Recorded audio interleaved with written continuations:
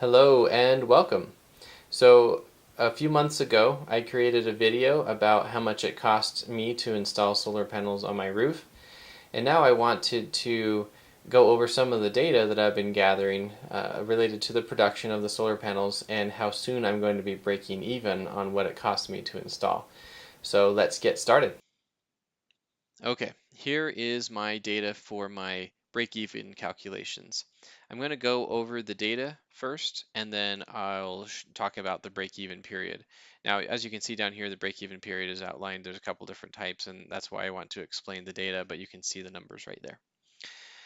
So first off, it took me $6,685.62 to get the solar installed after tax rebates. So that's the number that I am calculating against for all of this.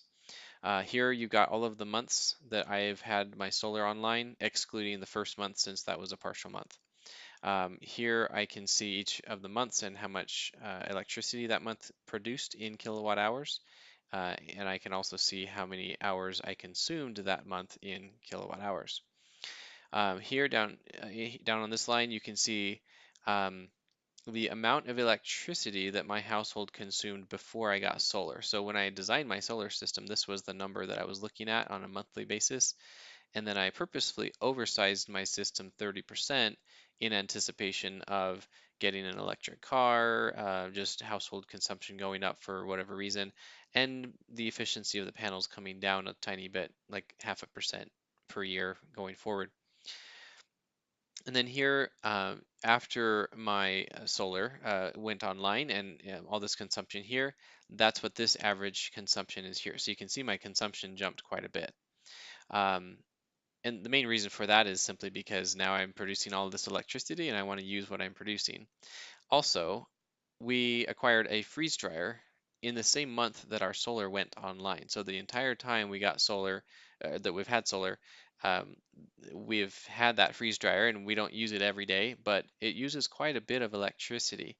Its average daily consumption is about 16 to 17 kilowatt hours per day, and our entire household's consumption when it was this 584 number was actually almost 20 kilowatt hours a day. So that's one reason why this has gone up quite a bit. And then the value over here is showing the amount that that would be worth at the calculated 10.95 cents per kilowatt hour, which I'll talk about over here in a second. And then we have the Utah average. So the average amount of kilowatt hours that the average household in Utah consumes is 745 kilowatt hours, and that's worth $81 a month. Um, Now, here you've got the production numbers. So this is how much electricity my solar system produced from August 15th, 2017 through August 14th, 2018. The reason why I have that is just simply that was my first year of production. And so that's my first number I ran to calculate where my break-even point was at that point. Here I've got just all of 2018.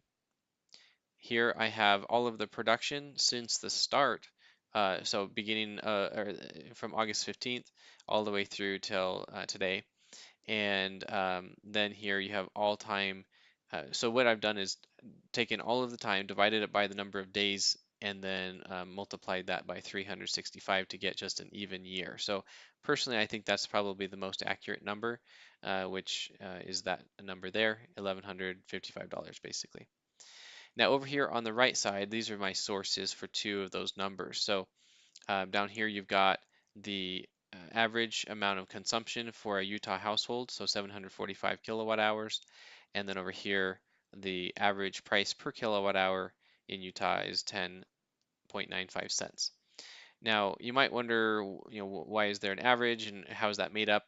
Well, up here you can see the payment or fee schedule or tariff schedule, as Rocky Mountain Power puts it. Um, you've got some basic fees here, like $6 a month to be connected to the grid. And then for energy charges, it depends on the time of year. So you have May through September, basically summertime months when air conditioning is pulling a lot more electricity. And then down here you have the winter months, October through April. And you can see that they go by a block. So you have 400 kilowatt hours in the month, the first 400 in the month are charged at 8.8 cents, and then the next 600 are 11.5, and then anything above that is 14.4.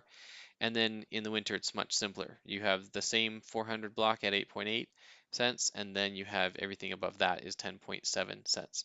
So I don't know how they came to these numbers, but I went ahead and pulled in those numbers because that's a whole lot easier to calculate off of than try to figure out how to get these numbers up here to come out to some kind of average. And I don't know what other people use, so I'm going from this source down here.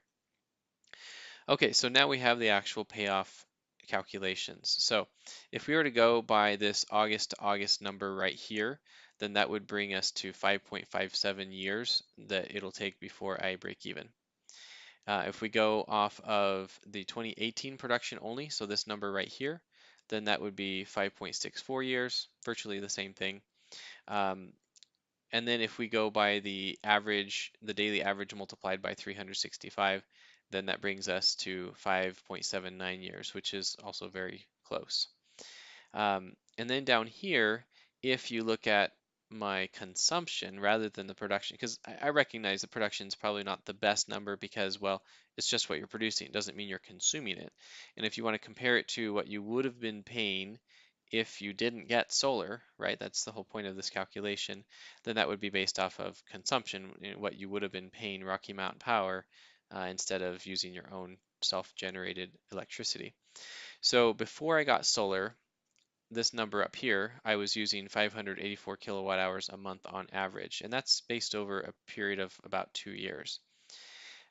Well, at that rate, it would have taken me 8.71 years to break even. And that's leaving a whole lot of electricity on the table, like so to speak, because I'm producing way more than that, and so I recognize that that number is a lot higher because I'm not using all of the electricity that I'm producing. My after solar consumption. So that what I mean is after I got solar installed, I started consuming a whole lot more, like I said up here, because of the freeze dryer primarily. I incidentally did get an electric car as well, but I don't charge it at home most of the time. I mostly charge it at work. So personally, I think the most legitimate number that I'm going off of here is this 5.79 years. The reason why I'm going off of that because I like the average and how that's looking across the entire time span, but looking at just a year amount of time. And also, my consumption has been a little higher than my production since the solar went online. So I've actually had to pay for some of this, and so that these numbers or this after solar number 5.17, that's not accurate. So yeah, that's why I think I'm going to go off of that number. If I have never paid an electric bill since my solar went online, then I would probably be going off of this consumption number down here. But yeah, that's my number. And there you have it. I think that doing solar yourself obviously saves you a ton of money, and it's very worth doing if you can pull it off.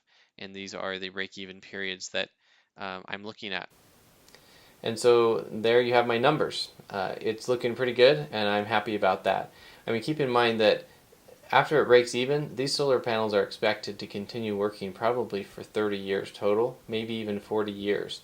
The inverter probably will have to get replaced once or twice in that time frame, but it's still going to be a lot of free electricity, and I'm really excited about that, to be able to just be getting energy from the sun and only be having to pay Rocky Mountain Power for electricity if I consume more than the panels produce.